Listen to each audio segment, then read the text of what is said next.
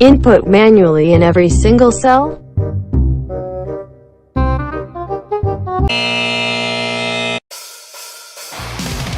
You only need to input the first row, and then select the cell on the second row and press Ctrl E.